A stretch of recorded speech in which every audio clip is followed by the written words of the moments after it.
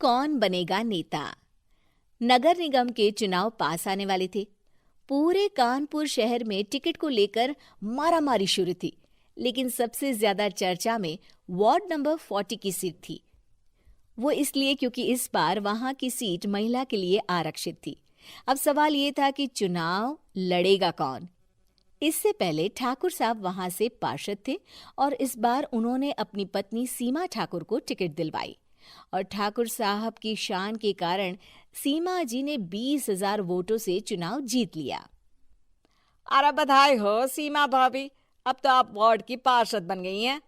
अब तो हमारे काम आप ही करवाएंगी। अरे ये तो सिर्फ नाम की पार्षद बनी है, वो तो महिला सीट आ गई, वरना पार्षद तो मुझे ही बनना था। अब भले ही चेहरा इसका होगा, लेकिन पावर तो मेरी ही होगी। अरे वाह भाई साहब, क्या दिमाग लगाया है आपने भी। आइए आप लोग, खाना लगा दिया है सबके लिए। जी पार्षद बन चुकी थी, फिर भी उनकी एक ना चलती। सारे काम ठाकुर साहब खुद ही संभाल लेते और जहां जरूरत पड़ती वहां सीमा जी का अंगूठा लगवा लेते। सीमा जी ज्यादा पढ़ी लिखी भी नहीं थी। एक दिन ठाकुर साहब और सीमा एक प्रोग्राम में जाते हैं। अरे ठाकुर साहब, आप आ गए। ओहो, पार्षद मैडम भी आ गई हैं। स्वागत है आप दोनों का। लगता है हमारे पार्षद फंड का सही इस्तेमाल हो रहा है। चलिए अब उद्घाटन करते हैं। ये लीजिए ठाकुर साहब कैची, आप ही सबसे पहले प्रवेश कीजिए। सब लोग आगे निकल जाते हैं और सीमा जी पार्षद होने के बावजूद भी पीछे खड़ी रह जाती हैं। वो देखती हैं कि वेलकम बोर्ड पर उनका नाम है, लेकिन महिला होने के कारण कोई उनका सम्मान नहीं कर रहा। अगले दिन एक आदमी उनके घर आता है। अरे ठाकुर साहब नमस्कार। कल ना हम नोटिस किए कि हमारा घर तो अवैध है और नगर निगम वाले उसे तोड़ने आ रहे हैं। अरे कुछ कीजिए ना ठाकुर साहब।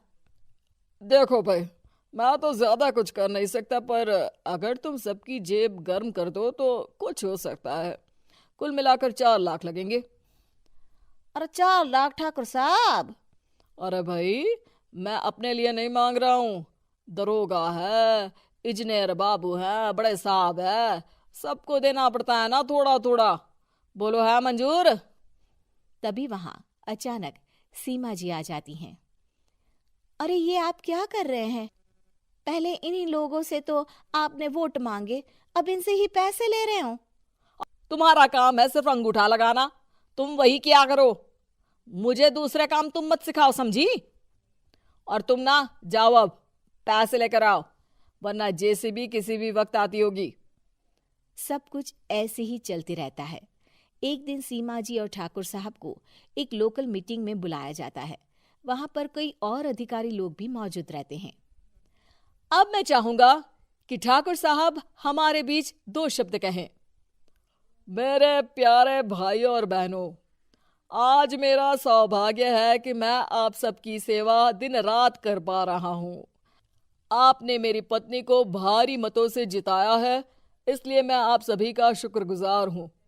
मैं आप सबसे वादा करता हूं कि हमेशा की तरह हमारे वार्ड में किसी को कोई तकलीफ नहीं आने दूंगा। सभी लोग तालियां बजाने लगते हैं। अब मैं माननीय पार्षद मैडम को स्टेज पे बुलाना चाहूंगा। अपने नाम को बुलाया सुनकर सीमा जी एकदम चौंक जाती है। उन्हें बिल्कुल उम्मीद नहीं थी कि इतनी बड़ी जगह उन्हें मंच पर बुलाया जाएगा। जैसे तैसे वो मंच पर चढ़ती हैं।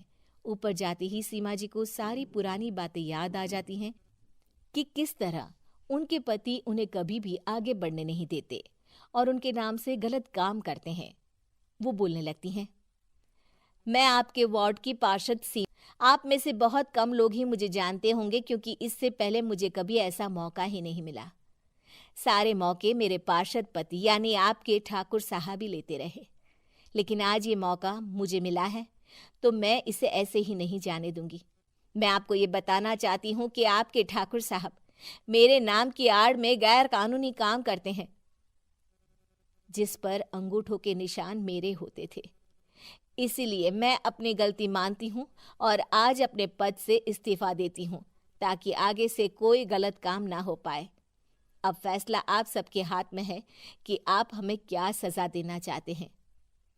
सीमा जी की बातें सुनकर ठाकुर साहब के चेहरे का रंग उड़ जाता है और वो शर्म से मुंह नीचा करके वहां से चले जाते हैं और पद से इस्तीफा देकर ही सही सीमा जी अपने आप में आत्मविश्वास महसूस करती हैं।